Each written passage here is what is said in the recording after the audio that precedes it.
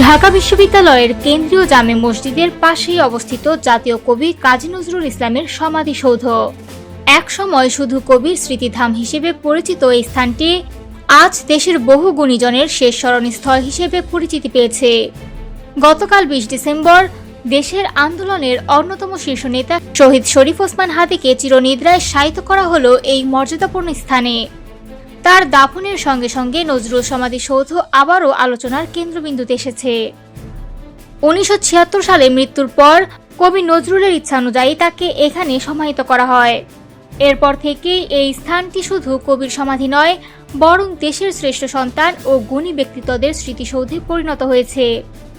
জাতীয় কবির সমাধির পাশেই শায়িত আছেন বাংলাদেশের আধুনিক চিত্রকলার পথিকৃৎ শিল্পাচার্য জয়নুল আবেদিন। এছাড়া এখানে সমাহিত হয়েছেন প্রখ্যাত শিল্পী ও জাতীয় পতাকার অন্যতম নকশাকার কামরুল হাসান, যার শিল্পকর্ম আজও বাংলাদেশের জাতীয় চেতনার সঙ্গে গাঁথা।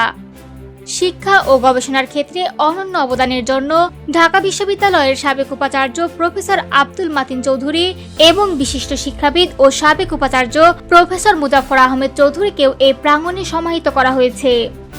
শহীদ শরীফ ওসমান হাদির সমাধি এই স্থানে দেওয়ায় নজরুল সমাধিসৌধের প্রতীকী মর্যাদা আরও বৃদ্ধি পেয়েছে। পরিবারের অনুরোধ এবং সংশ্লিষ্ট কর্তৃপক্ষের বিশেষ সিদ্ধান্তের মাধ্যমে তাকে এই মর্যাদাপূর্ণ প্রাঙ্গণে দাফন করা হয়। আজ সাধারণ মানুষ শুধু জাতীয় কবির প্রতি শ্রদ্ধা জানানোর সুযোগই পাচ্ছেন না, বরং দেশের অন্য গুণীজনদেরও স্মরণ করতে পারছেন। প্রতিদিন এই প্রাঙ্গণে মানুষ আসে দেশের ইতিহাস, সংস্কৃতি এবং ত্যাগের স্মৃতি জাগাতে। নজরুল সমাধিসৌধ তাই একদিকে কবির স্মৃতিধাম, অন্যদিকে দেশের শ্রেষ্ঠ সন্তানদের চিরশ্রেষ্ঠ আবাস।